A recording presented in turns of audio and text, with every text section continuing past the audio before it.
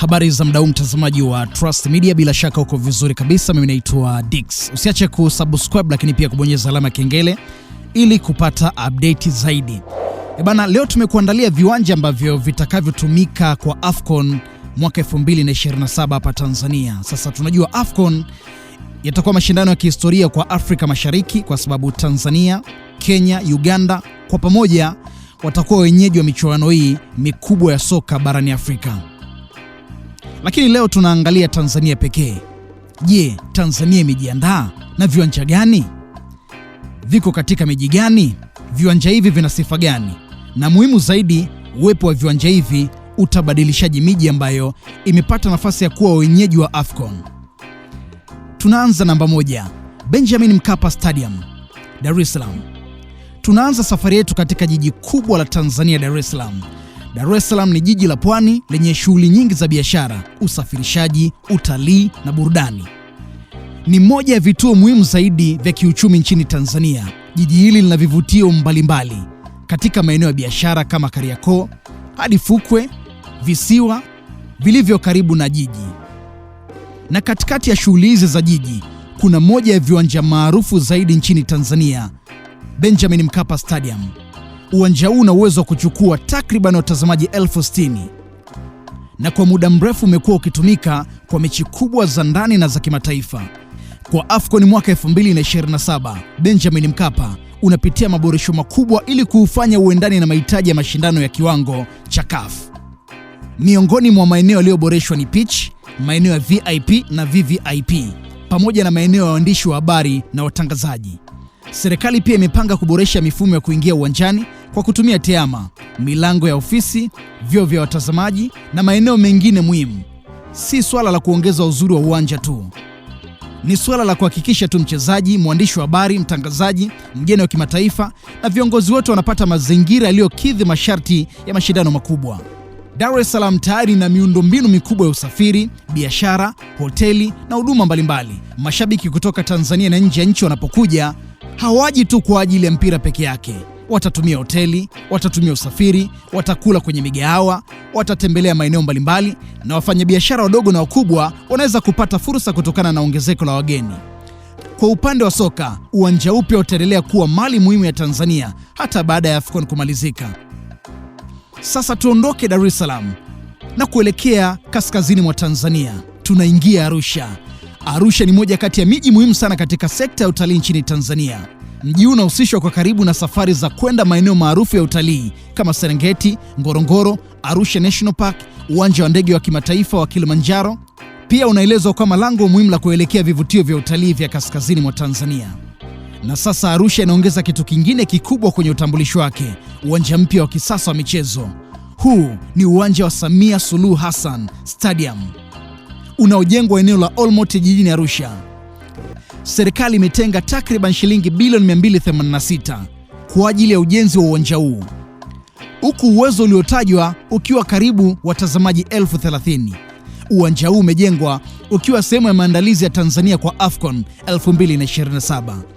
Lakini jambo la kuvutia ni kwamba haukusudiwi kuwa uwanja wa mpira pekee. Umeandaliwa pia kwa ajili ya michezo mingine ikiwemo riadha pamoja na shughuli mbalimbali za kibiashara na matukio makubwa. Kwa mara nyingine, Arusha haijapata tu uwanja wa mpira, imepewa miundombinu muhimu inayoweza kuwa kituo cha michezo, burudani, biashara na matukio ya kimataifa. Labda kidogo tu uangazie uwanja huu wa Samia Suluhu Hassan Stadium kwenye muundo na sifa. Uwanja huu ni mradi mpya kabisa, tofauti na Mkapa ambao unaboreshwa.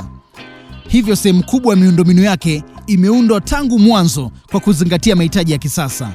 Uwanja huu unatarajiwa kuwa na uwezo wa takriban watu 30,000 na uwanja wa kuchezea wenye vipimo vya kimataifa.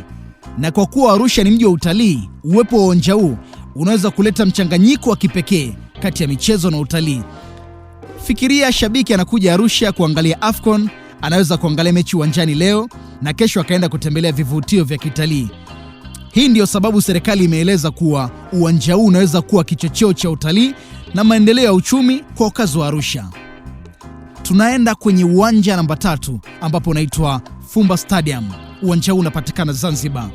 Sasa tunamaliza safari yetu kwa kuvuka bahari na kuelekea Zanzibar. Zanzibar ni eneo maarufu duniani kwa utalii wake. Ina fukwe, bahari ya Hindi, historia ya Stone Town, utamaduni wa kipekee, shughuli mbalimbali za utalii. Taarifa za utalii za Zanzibar zinaonyesha umuhimu wa fukwe, mazingira ya bahari, historia na utamaduni katika kuvutia wageni. Na katika mazingira hayo tunakutana na Fumba, eneo lililopata maendeleo makubwa ya mjini na uwekezaji. Serikali ya Zanzibar imetenga Fumba kuwa moja ya vivutio vya mashindano ya AFCON 2027 na inaendelea na ujenzi wa uwanja mpya. Taarifa ya ofisi ya Rais wa Zanzibar imesema uwanja wa Fumba umepangwa kuwa na uwezo wa takriban watazamaji 31,000. Hii ni hatua kubwa kwa Zanzibar kwa sababu kwa muda mrefu Zanzibar imekuwa ikijulikana zaidi kwa utalii kuliko kuwa mwenyeji wa mashindano makubwa ya soka yenye hadhi ya bara. Sasa uwanja huu unaweza kubadilisha taswira hiyo. Fumba yenyewe ni eneo linaloendelezwa kwa mtazamo wa kisasa wa mji uliopangwa, likiwa na makazi, biashara, maeneo ya kijamii na huduma mbalimbali. Kwa hiyo uwanja huu mkubwa wa kimataifa ukiwekwa katika eneo hili unaweza kwenda sambamba na ukuaji wa eneo lote. AFCON inaweza kuleta mashabiki. Mashabiki wanaleta matumizi ya hoteli, usafiri, chakula na huduma nyingine. Na kwa Zanzibar, hili linaweza kuunganisha moja kwa moja michezo na utalii. Mgeni anaweza kuja Zanzibar kwa ajili ya mechi, lakini akaondoka akiwa amepata uzoefu wa fukwe, historia, utamaduni na vivutio vinginevyo vya visiwa hivi. Labda unaweza kujiuliza, kwa nini viwanja hivi ni muhimu kwa Tanzania? Ukiangalia kwa pamoja, kila uwanja una nafasi yake. Benjamin Mkapa uko katika jiji kubwa la kibiashara na usafirishaji. Samia Suluhu Hassan Stadium uko katika mji ambao ni lango la utalii wa kaskazini mwa Tanzania. Na Fumba Stadium uko Zanzibar, moja ya maeneo maarufu ya utalii katika Afrika Mashariki. Kwa hiyo Tanzania haijaweka viwanja hivi katika eneo moja pekee. Imepeleka AFCON kwenye maeneo yenye sura tofauti kabisa. Hii inaweza kuwa moja ya faida kubwa zaidi za Tanzania kuwa wenyeji wa mashindano haya.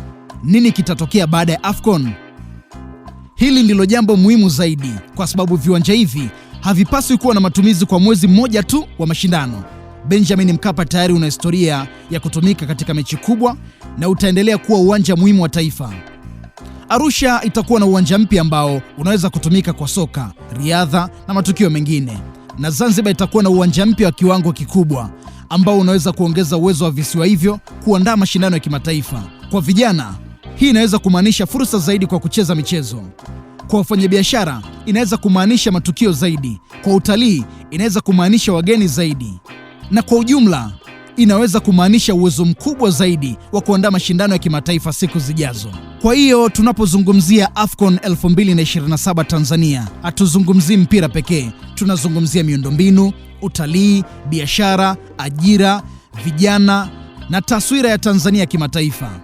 Kutoka Benjamin Mkapa Stadium jijini Dar es Salaam kupitia Samia Suluhu Hassan Stadium jijini Arusha hadi Fumba Stadium Zanzibar, Tanzania inajenga sura mpya katika ramani ya michezo ya Afrika. Na jambo la kuvutia zaidi ni kwamba urithi wa viwanja hivi hautakiwi kuishia kwenye AFCON. Vinatakiwa kuwa sehemu ya maendeleo ya michezo Tanzania kwa miaka mingi ijayo. Sasa swali linabaki kwako. Kati ya Mkapa, Arusha na Fumba, ni uwanja gani unaona utakuwa na mvuto mkubwa zaidi wakati wa AFCON 2027? Andika maoni yako kwenye comment. Na kama umependa video hii, bonyeza like, subscribe na usisahau kuwasha notification bell ili usikose habari nyingine kuhusu maandalizi ya AFCON 2027 Tanzania. Hii imeandaliwa na Moscow, mimi naitwa Dix.